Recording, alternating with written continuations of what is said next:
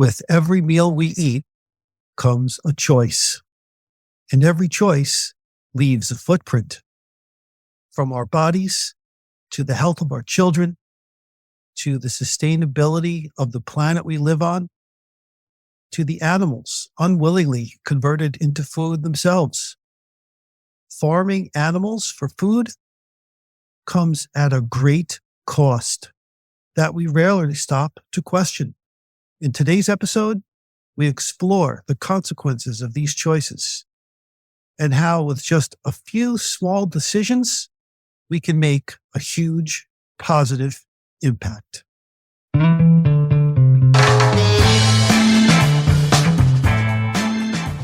Welcome to Puppies, Pandemics, and Public Health. I am Dr. Johnny Lieberman. If you've ever wondered how your everyday choices, including what you eat, what you buy, what you wear, and the medicines you take impact your health, the health of your family, animals, and the planet, you are in the right place. Let's get to it.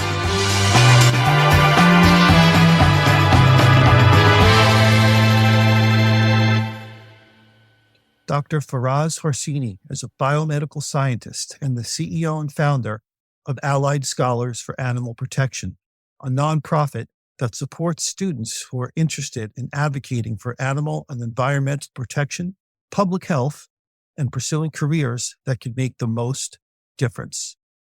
He is building a comprehensive and sustainable infrastructure for animal advocacy and plant-based eating in universities. Dr. Harsini holds a bachelor's degree in chemical engineering, a master's degree in biotechnology and cancer research, as well as a PhD in cell physiology and molecular biophysics. Hello, I am here with Dr. Faraz Harsini. Thank you and welcome to another episode of Puppies, Pandemics, and Public Health. Dr. Harsini, thanks so much for joining the show today. My pleasure. Thanks for having me. So, Faraz, we're going to hit on a lot of topics, I think, today and share a lot of information with our listening audience. If there were one topic that you think is the most important, perhaps one viewpoint you'd like to get across and share to make sure that our listening audience does not miss, what would that be?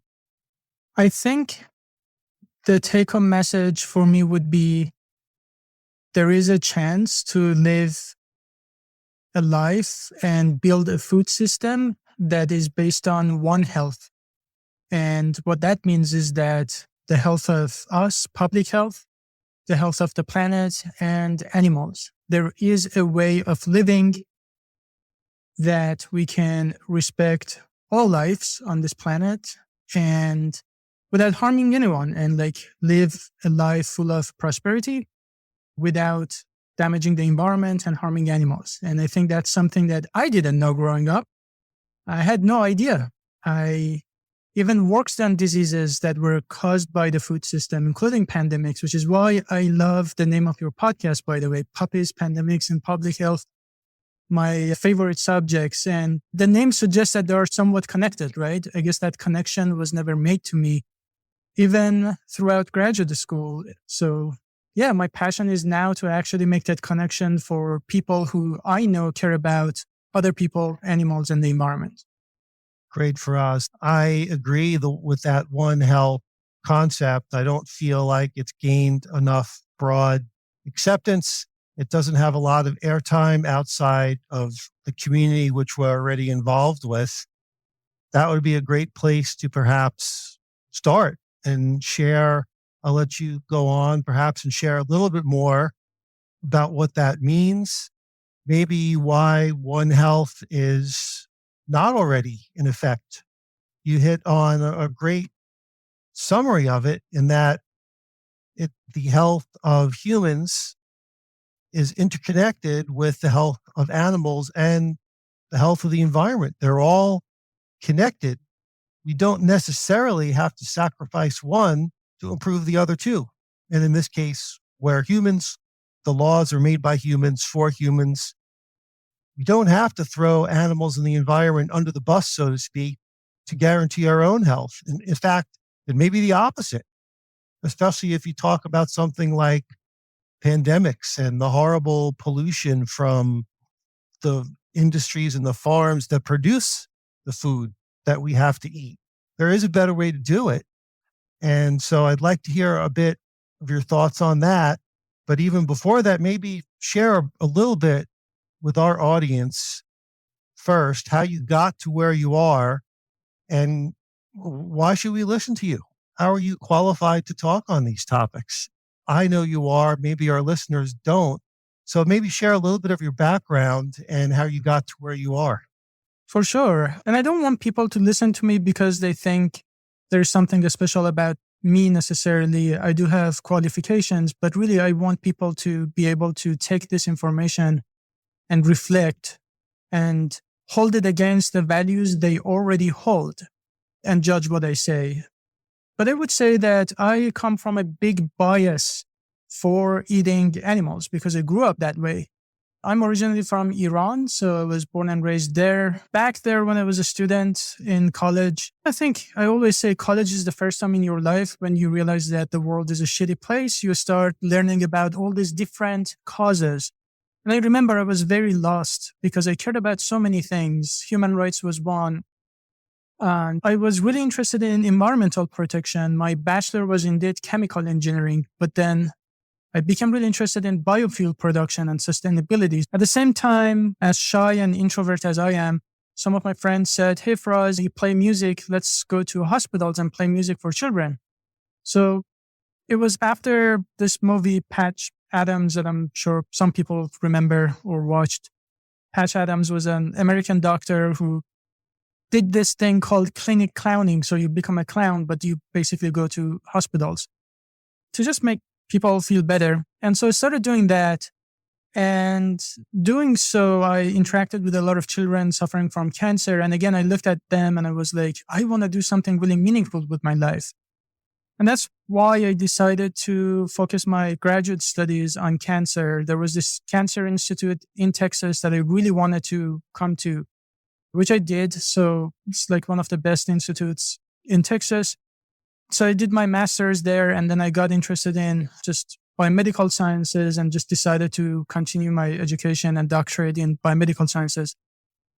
And after that, I joined biopharma to work on zoonotic diseases and pandemics and cancer. And I think the underlying reason was always me just wanting to do the best thing I can to help people. And at different points in my life, that meant different things. Cancer was very big at some point. Then I thought that pandemics and zoonotic diseases could also harm a lot of people. But somewhere along the line, I was living in Germany and I was trying to rescue some fish. In Iran, there is a Persian tradition where we keep goldfish at tables as a symbol of life and prosperity and wealth and freedom. And ironically, these are trapped fish who end up just dying eventually because people don't take care of them. And so even back in Iran, I was trying to really just encourage people to be kind to animals. Now, remember that the idea of not eating animals was not even a thing in my mind. It was just like, I was against like harming animals in hunting or cages and stuff like that. So in Germany, when I was living there, one of my friends once said, "Faraz, you try to save animals, but you literally eat them. And you're a hypocrite." And I was like, ouch. So I didn't like my friend. Most of us don't like to hear that. It's not comfortable. It's not a comfortable topic. Obviously, no one likes to be judged or be told what to eat or not to eat. But really what she said stuck with me. And after a while, I started to think about the animals. And when I say I was biased for eating meat, I really mean it. Because even when I started to think about it, I remember there was a time I had just discovered bratwurst in Germany, and it was my favorite food. And there was a day in my life I said, sorry, animals, just like 1 second of your life, but I just love bratwurst. And today, when I look back, I'm not really proud of my weakness that I put animals' lives second and my taste and pleasure of a meal that I couldn't even remember 3 minutes later. So, but really that just put me in this path when I started looking into just animal agriculture and the experience of these animals. I'm going to interrupt you here if I could. Yeah. And I think this is a good point. I share a lot of similarities. I grew up biased towards eating meat. I ate animals and or animal products almost every day, if not every day of my life, never thinking for 1 second where it came from. Never 1 second. It was a hamburger. Never once did it enter my mind. This came from a cow which had its own life and wanted to live. And it was treated horrifically, literally its entire life from the moment it was born, when it was probably ripped away from its mom, until the moment it was slaughtered. It was a horrific life to make a few minutes of pleasure on my mouth that, like you pointed out with the bratwurst, it would be forgotten about. Like you, I struggled with, you didn't name the term, but you may have struggled with what we call cognitive dissonance, which is when your friend pointed out, hey, you claim to like animals, but you're eating them. Right away in our brains, we have this defense mechanism because nobody wants to feel like I'm a bad person. And so if you're confronted with the reality of that, and perhaps you realized it instantly, but your cognitive dissonance, that brain defense mechanism took over for a number of years when someone pointed it out to me. First, for me, what got me there was dogs. I loved dogs and I still do and always will.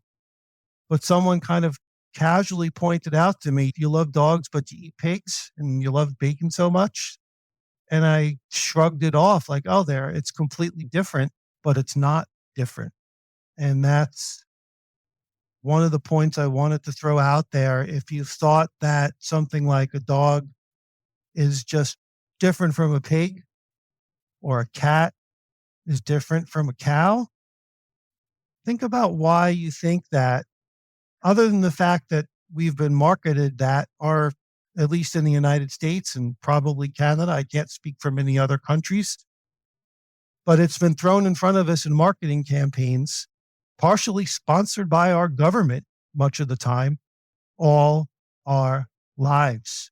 We've been led to believe milk, it does a body good, right? I grew up with those ad campaigns with famous athletes, superstars, movie stars preaching that to us. Why would I think anything else?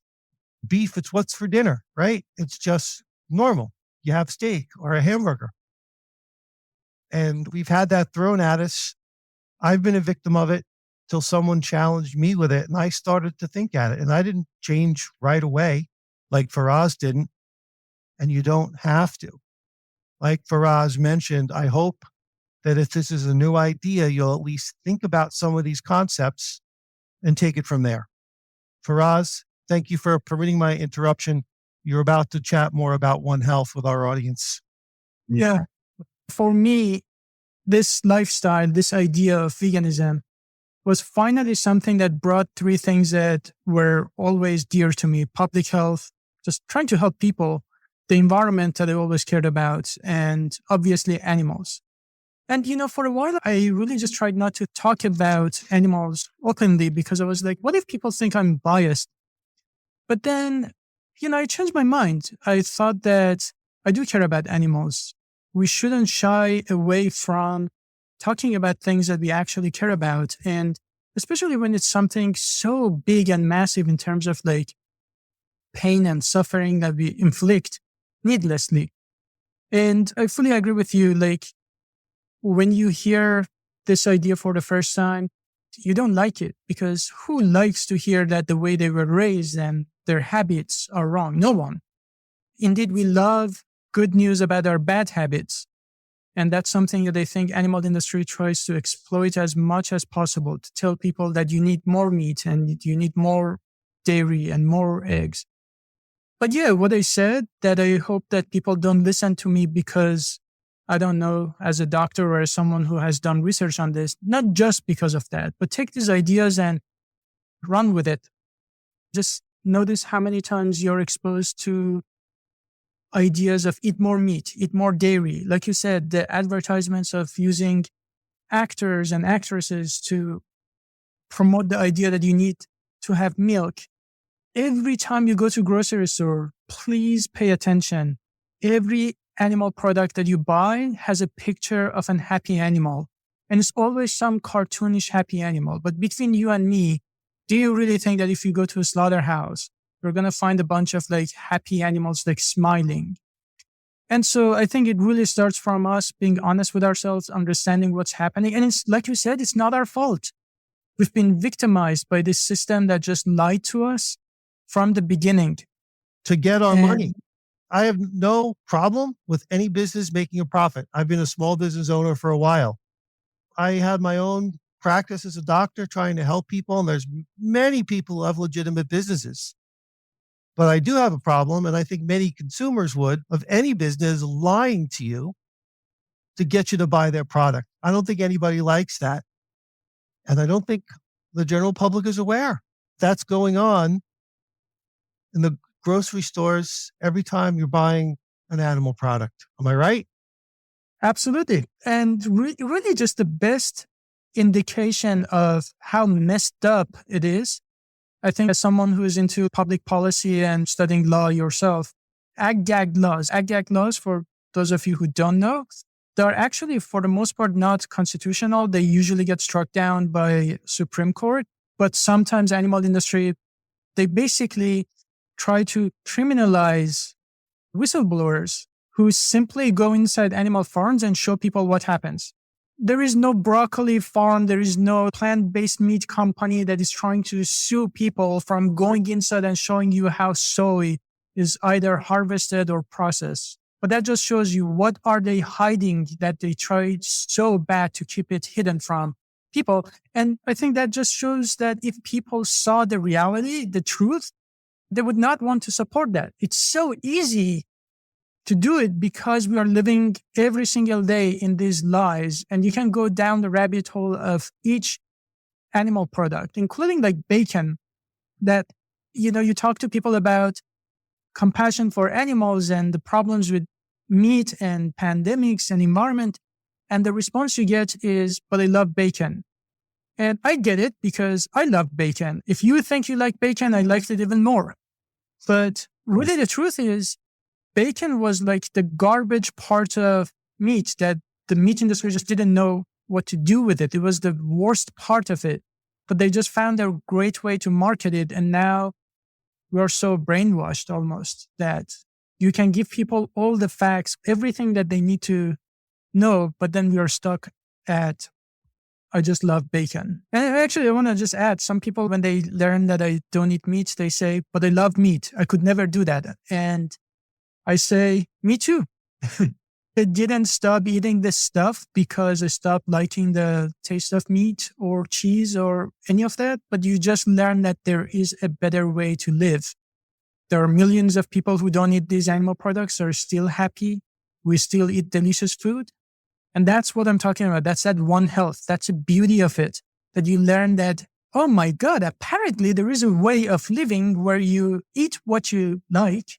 You still eat tasty food. You still enjoy your meal. You're still healthy without harming animals and the environment and other people too, which to that, I really want to say that even if I hated animals, I would still promote plant-based diet because of the public health impact of it. Thanks, Faraz. There's multiple good reasons to make the choice. And you touched on something else twice now I wanted to just emphasize. It became very easy for me because supporting the violent process, including sexual violence, a lot of times to these animals, they actually have the local workers in dairy farms, they call them rape racks, where the female cows were unfortunately strung up to have a metal catheter shoved inside of them to artificially inseminate them over and over again. If you ask most people if they would support sexual violence or violence for no reason among humans, I can't imagine any person that I know saying yes. Most people are good and are not criminals. That's not the way we live our lives. We extend that to animals. why do so many who are not thinking like this draw the line? Why is it okay to sexually violate animals, to shove electric prods in their eyes and their rectum when they don't want to move as quickly to the slaughter line, to raise them in their own fill and castrate them without anesthesia, do all these horrific things to produce products that give us such temporary pleasure? The point is financing that world, it's not consistent with my values. And yeah, I still would enjoy a piece of bacon or a tenderloin steak, or this walking by a barbecue where they're grilling burgers, that still almost automatically makes me salivate and says, I'd love to have a burger. But I don't, because living that life is not consistent with the way I want to live, or supporting that cruelty. It's not consistent with my values and the way I want to live my life. It took me a while to frame it that way. But once I did it, it's just become an easy decision. I don't want to support that. I do still love the flavor of it. And maybe we'll touch on this briefly. I'm a big supporter of cell-cultivated meat, where you can still enjoy the flavor. And this ties in the One Health concept because, and I'll let Faraz go on a little bit if he wants to on how it's produced and some of the benefits of it. It ties in One Health. On a previous podcast, we talked about contaminated meat from the grocery store. It's well north of 50%, the contamination rates. When you buy raw chicken, raw turkey, raw beef, 50, 60, 70, 80% of the time it's contaminated with stool bacteria from the animals. Taking the slaughterhouse away and producing a chicken breast or ground beef, the risk is zero. You could eat it raw, but the point is it's not contaminated. It's antibiotic free, it's bacteria free, it's cruelty free, and it doesn't pollute the environment like slaughterhouses do. So there's so many reasons to embrace this. You don't even have to give up the taste, but I've made my decision. This is something for you to think about. What are your values? Are you okay supporting this industry for a few minutes of pleasure on your palate a few times a day? Faraz, please continue. Yeah, so I'm glad you touched on dairy, because every time I talk about these topics, people always say, so you don't eat meat. They don't even think about eggs and dairy. And it's funny because, I teach in a lot of universities, and I had a talk at Harvard, and one of the Harvard students had to pull up his phone to fact check me on the fact that only female cows produce milk. And, as ridiculous as it sounds, I think when I was 22 years old, if you ask me, I really never thought about it. I always thought that cows are there are cows. Yep. I never thought about cows as female and male. But yeah, there are cows. They always produce milk and nothing bad happens to them. We're like, no, only female ones produce milk. They only produce milk if they're pregnant. They're not useful for dairy industry if they're not producing milk. Therefore, they're always kept pregnant. And just for that to make a little more sense, just think about my mom. If somebody kept my mom pregnant for as soon as she gives birth to me, somebody takes me away because they don't want me to drink my mom's milk. They milk her until her milk production goes down, and then they rape her again, and then they separate the next baby, and they repeat this cycle 6 or 7 times until her production goes down and she's no longer profitable, and then they kill her. The same thing with eggs. As if that's not a horrible enough life, right? Then they go to the slaughterhouse, and a cow that's been sexually abused all its life, emotionally abused, treated like crap, then that's what becomes your hamburger meat.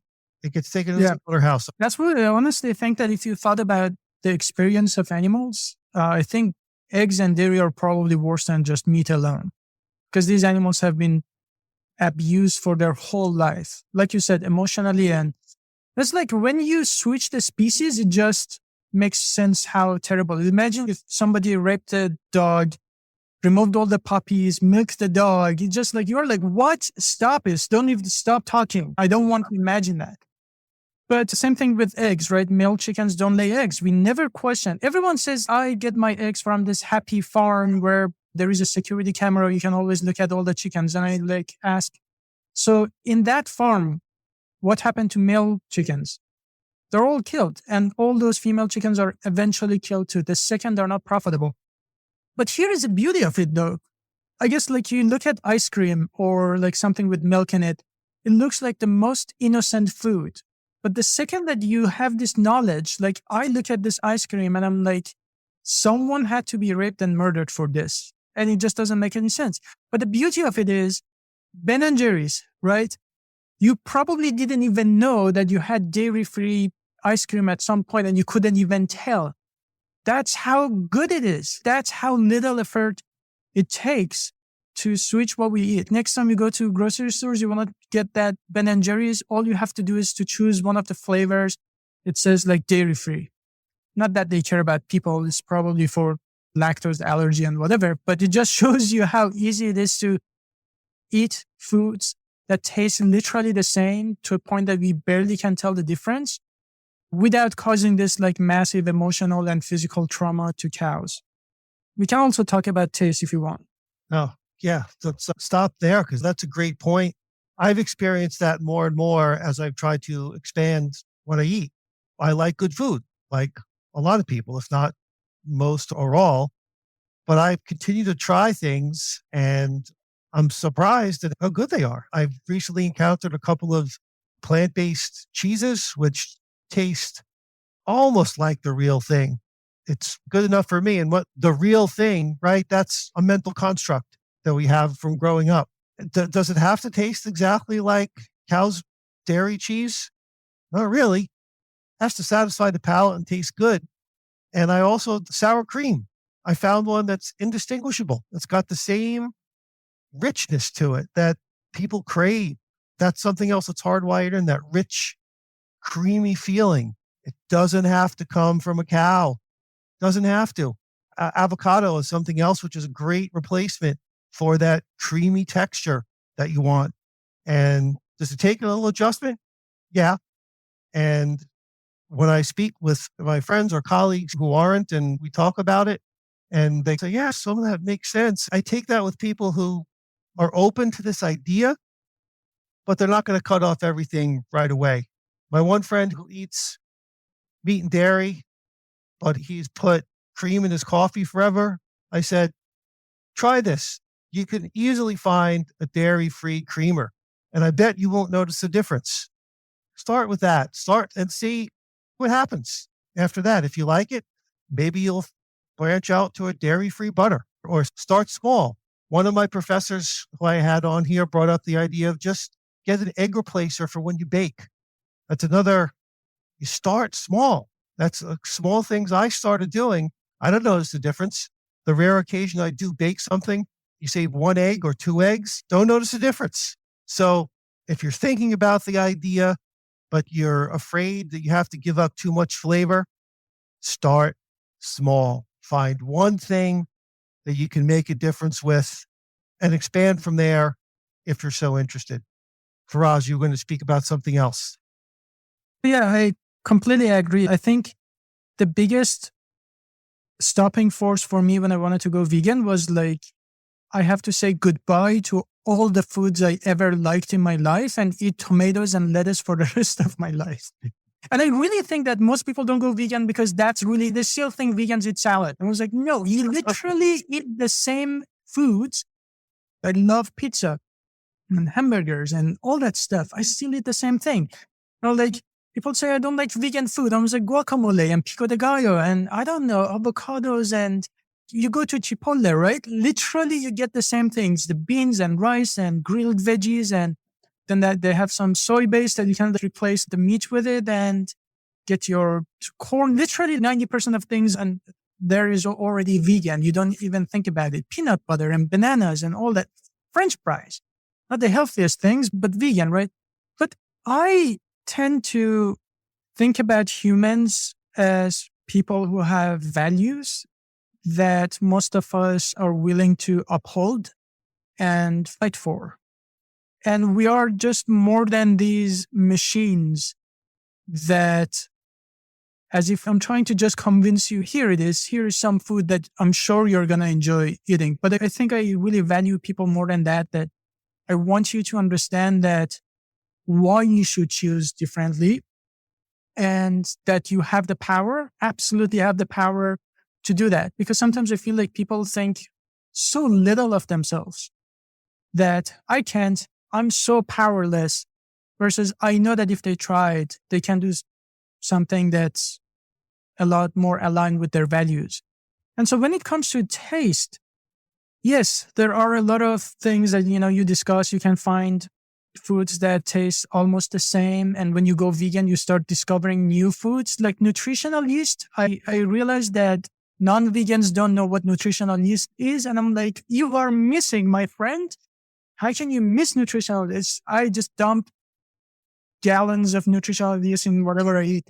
I love that stuff. And so you actually discover new foods when you go vegan.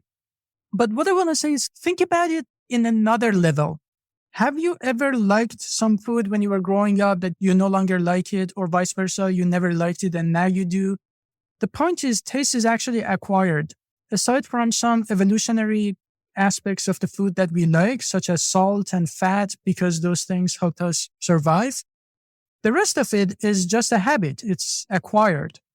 If you were raised in a society where the normal thing to do was eating like lame baked tofu, no spices, that was the norm. That was what society defined as festive, and that was the bacon, quote unquote.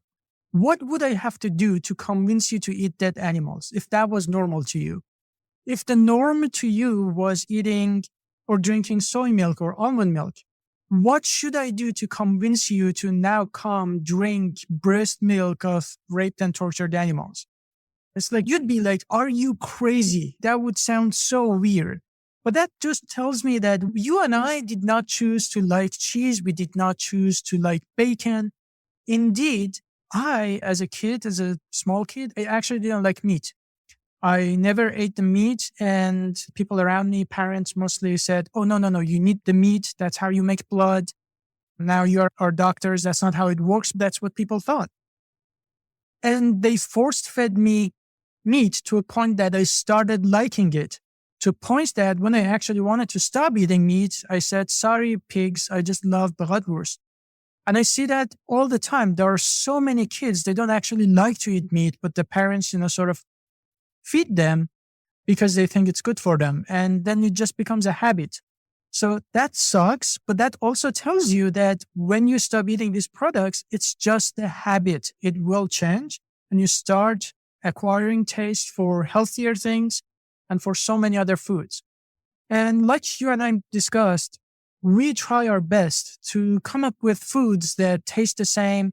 They produce the same experience and texture, like Beyond and Impossible, or the vegan cheese that you mentioned. But at the end of the day, maybe you're in the situation that your vegan cheese is not as tasty, or it doesn't produce that same texture. But is this what has happened to humanity just because of the stretchiness of our cheese? we would put an animal. I want you to ask yourself this question.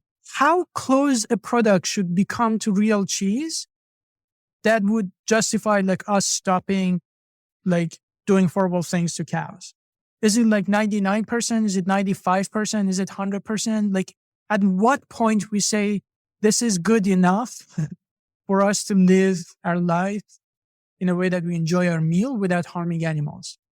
Wow, that's interesting. I never thought about it like that, Faraz. I think I went through that process in my head with butter, not thinking about it that way, and cream cheese. And I got to the point where in the beginning, I tried to feel like, yeah, it's not even close. I'm going back before I made the switch. And eventually I made the switch. I'm not going to do it no matter what. I just rather not eat the substitute. I started eating more avocados and almond butter. I just made other choices. And eventually I stumbled across one that was like, yeah, it's close enough. It might be 50%, 70%. it's going to do it for me. Of the mindset, again, I like your idea challenges what we do is we need it to be just like it, or I'm not going to switch unless you've got this value component, which plays into it. And Yeah. everyone's threshold might be different. But for me, I was like, I'm not eating butter anymore, period. Don't care. I'm not going to finance it, that industry, that cruelty.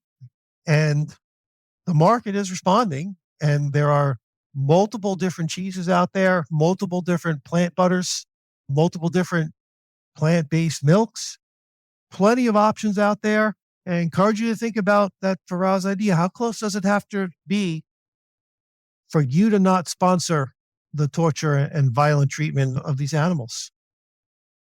Yeah, exactly. I think if the answer is that I will not give this up, I can't. Well, this is something I said actually. Like people say, I can't give up cheese, and that's something I said. But when you say that, you basically, I'm sorry to say that, but we basically sound like an addict, like an alcoholic who says, I can't give up alcohol. But then what I ask people is that when you look at yourself, is that what you see of yourself, addicted to a product versus your values? And it's just like that. Sometimes being vegan, your options are more limited. Sometimes, yeah, I had sad vegan cheese that never melted. But at the end of the day, you feel so much better about yourself, just like an alcoholic or someone who's trying to like quit drinking. And now they're going to this party. Everyone is drinking. Everyone says, oh, come on, don't be like that. Come drink with us. And you're in that moment. You have to decide. Do you want to break a promise? Do you want to do something that you know it's going to undo the promise or harm yourself? In this case, it's actually harming so many other animals. It's not even you. But if you are strong enough and say no to that, then I guarantee you, ask anyone who has ever overcame any kind of addiction. It feels so much better knowing that you stood up for yourself, for your values. And I think that's why the greatest thing that you can do is to not think about it as a diet, rather as an ethical principle that how much suffering would I allow for my pleasure if this was my dog? Because if our dog is in trouble, we put ourselves in danger to go and rescue our dogs. We pay money, we would go bankrupt to just make sure that we pay for the vet bills of this one animal. I think the strongest element is that when you put yourself in place of these animals, or when you think of these animals as animals similar to dogs and cats. So I think the strongest thing is not to look at it as a diet, because it's really easy to cheat on a diet. But if you consider the ethical element of it, it just becomes so much easier. Because you would never go home and eat your dog, no matter how tasty your dog is, no matter how humanely they lived and they had a good life, so it's time to go. No, you just simply don't look at your dog as food. The reason that we look at cows, pigs, chickens, and fish as food is not because logically, rationally, emotionally, we chose that they are food. It's only because we lived in a society that implemented this idea in our head. That's the chip in our operating system that we inherited from the society. We did not come up with this algorithm that says this is food, this is animals. But when you step back, which is not easy, you have to break all these frameworks. You have to step back and you think for yourself, are dogs and pigs so different? In what way are they so different that we do anything to protect one, but we joke about the suffering of the other, right? People joke about like bacon or, yummy, whatever. And if we did the same thing for dogs, people would think like you are a psycho. So what's going on there? So I want people to consider that ethics part because it helps you make better decisions. Yeah, those are some great ideas for everyone to think about.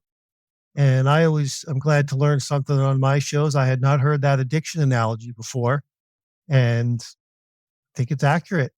And I can even extend it further. You mentioned people who are addicted to drugs, substances, alcohol. They're all harmful for you. And it doesn't stop with animals or dairy.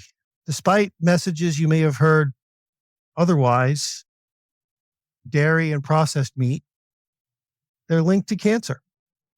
And then red meat, non-processed, probably as well. So we could just take those. The addiction doesn't just perpetuate a miserable, horrific life for the animals and damage the environment as a result of the horrific pollution, which pollutes our water and our air and our soil. It causes heart disease, cancer, diabetes. And if you're feeding it to your kids, how many parents would intentionally expose their children to secondhand smoke? Anyone raising their hands? But you wouldn't be viewed as a good parent by anyone who knew about it. I don't see a huge difference between that and intentionally feeding your kids bacon or cheese or milk or ice cream. The link between dairy and prostate cancer, pretty strong. And processed meat and red meat and colon cancer and other cancers of the intestinal tract especially, it's pretty solid. And so the addiction analogy extends. It's not like you're addicted to something that's good for you. It extends to crack, heroin, cocaine, marijuana, cannabis, alcohol. Consuming these things in large quantities, exposing yourself to it, it comes with damage to you and anybody else that you're intentionally exposing to it. And as both of us are interested in public health, this is also how my brain works, that if you had one egg, right, it probably doesn't do much about your health. But if 10 billion people have one egg a day, that just means a lot of chickens. That means a significant raise in risk of avian flu and antibiotic resistance and other things. If everyone drank just a glass of milk, then that is a lot of cows. Right? So when you think about the food system that you want to use to feed the world, these become factors. And I expect health professionals to really consider this in their dietary recommendations. And you actually mentioned, I think you're absolutely right. When you look at meat, processed meat is the worst, and then you have red meat. And the link could be a little weaker for some other things. But the real thing is that what are you substituting that with? And there is a study from Harvard where they looked at 130,000 people and they followed them up for over 30 years. And the substitution was processed meat, red meat, dairy, poultry, even fish and eggs with plant-based protein. And every time they substituted the animal-based protein with plant-based protein, there was a reduced risk in all-cause mortality, cardiovascular disease, and cancer. So especially when the substitution is right and you replace these animal products with plant-based foods, you definitely benefit your health. You reduce the risk of chronic diseases. But I absolutely agree with you. I don't think that parents intentionally do that, but I think lack of education or information. And I know nowadays, meat industry is trying to muddy the water to a point that people say, well, I don't know, everything gives you cancer, or I don't know, so whatever. And that's the best thing that animal industry has done, because they seed doubt. And at that point, people say, you know what, I don't even know. And that's very sad to see. Yeah, I agree, Faraz. Thanks for pointing that out. Well, you want to share a little bit about cultivated meat as an option for going forward to reduce the burden, enjoy the taste, give another option? Yeah, for sure. So both plant-based meat and cultivated meat or lab-grown meat, they're meant to mimic taste and texture of meat, but reduce the environmental impact and health impact. And most importantly, I think really just the basic idea is not to harm animals. So Faraz, excuse me, I think people know plant-based meat. We've seen Beyond, Impossible, and a couple of the other brands. Define for us, what is cell-cultivated meat? Yeah, for sure. Cell-cultivated meat is basically a real meat, so it's not plant-based. It's when you take stem cells from animals and you basically grow meat in incubators, the same way that you produce beer in cultivators or incubators or fermenters. They're the same thing. So you do the same thing. You take the cells from animals and you grow meat in these cultivators, it's literally just taking the animal out of the equation. So in our body, we make meat, or the cow makes meat. What is meat? It's basically muscle and fat and stuff like that. So how is it produced? It always comes from a few cells. So you can take those a few cells and put them in culture, give them the nutrients and minerals and everything they need, and then produce meat without having that conscious, sentient being being slaughtered. Now, why is it good? It's supposed to taste exactly the same. It's supposed to cost the same or even cheaper in the future. You don't need antibiotics because the whole thing is in a sterile environment. There is no infectious diseases. There is no risk of pandemics and zoonotic diseases. And the idea is that eventually it should be more efficient because all the energy that you put in to produce meat goes into producing meat versus when you feed animals, then you have to, like, for instance, over 90% of the soy that we produce is not to actually feed people, it's to actually feed animals, same as corn. And then much of this energy is wasted because animals walk around, they produce heat, and much of that energy is wasted, over 90%. But then with cultivated meat, you don't have that problem because all the energy that you put in is going to producing meat without the bad stuff. Now, I know that meat industry tries to say that these are highly processed and this and that, but the idea is not, if you really want to eat super healthy, you should probably just eat whole food plant-based, like beans and legumes and rice and all that stuff, nuts and seeds, things like that. These are meant for people who say, you really want to have that burger, or you really want to have some bacon or chicken, but here is your option. Instead of doing horrible things to chickens and cows, here is how you can eat the same thing without harming animals. I would say it's like equivalent of if you're trying to stop drinking, if someone said, here is like 0% alcohol beer, it literally tastes the same without the bad stuff, without the alcohol. And again, like if you really want to be healthy, that like 0% beer is not the perfect drink. It still has lots of calories you don't need. If you really want to be healthy, drink water. But if you really want to get that taste, it's okay. It's still better than drinking alcohol. That's the idea here, right? Oh, great. That's a great way of putting it. Eating healthy, if that's your biggest concern, you may want to steer clear of all of it still. So that's a good point. One of the many barriers to getting it to full market scale is finance. The federal government finances so much of our food system based on animals, which makes prices artificially low for everybody. The cultivated meat industry has not seen near that scale of investment. One way to put it on equal footing would be to shift the balance a bit. That could be a whole podcast itself, way to solve that balance system. My hope is that we can get to the point where these products can be produced at scale at a cost that's competitive with the product that relies on the abuse and slaughter of animals. Let them compete on equal footing. It has the potential, well, it will be free of bacteria, free of antibiotics, free of all the harms that go into it. And so personally, I'm a supporter of that.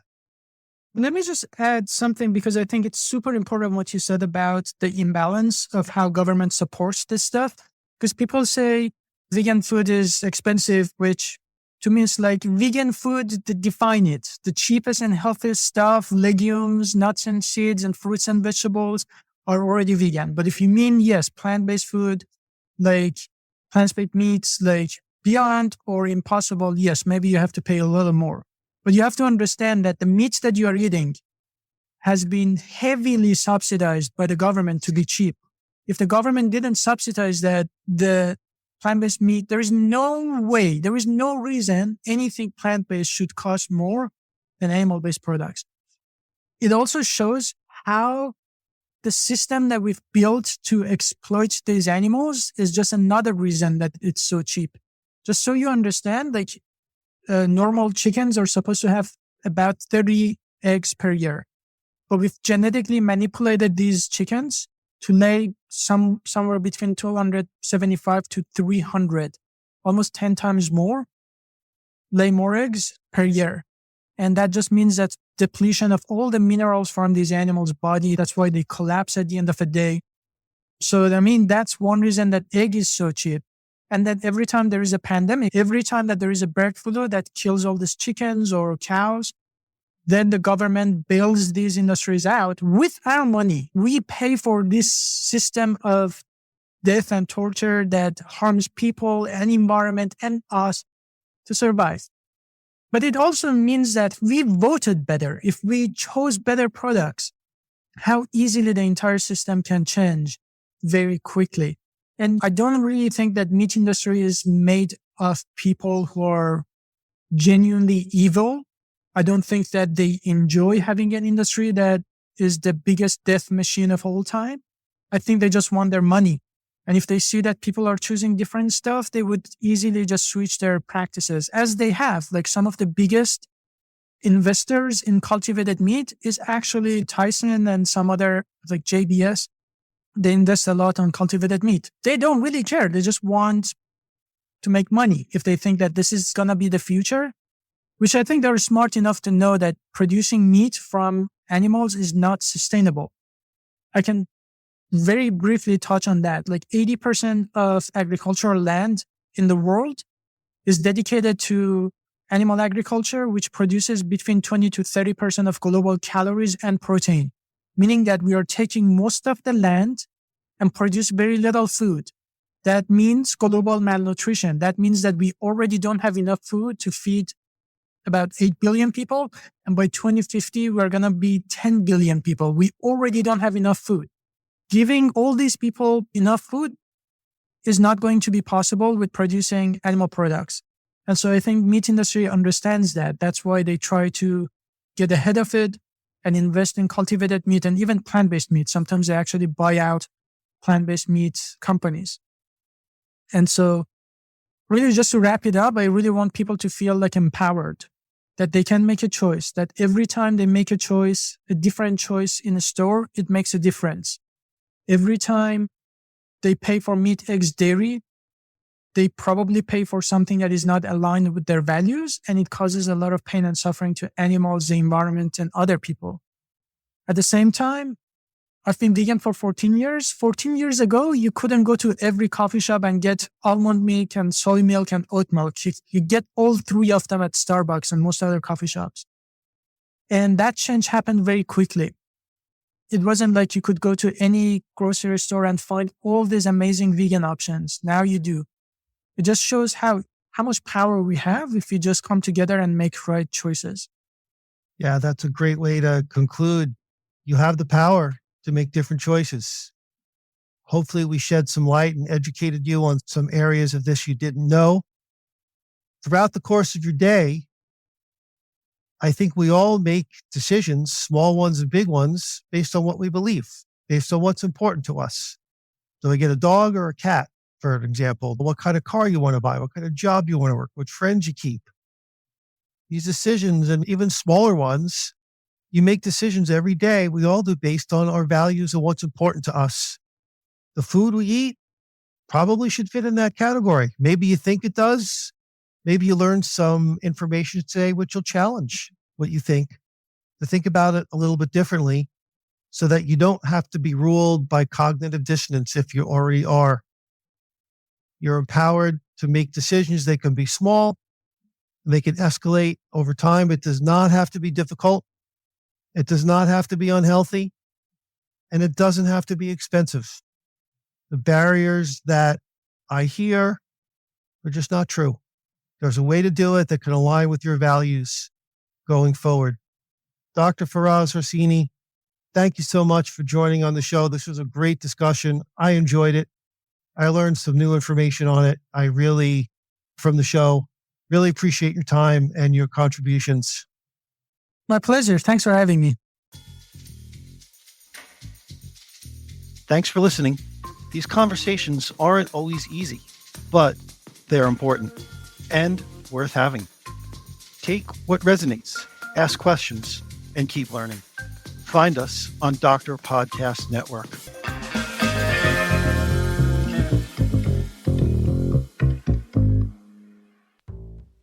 The content of this podcast is for informational and educational purposes only. It does not constitute medical advice nor legal advice, and it cannot replace professional consultation with your doctor, lawyer, or other licensed expert. Always seek guidance that's specific to your situation.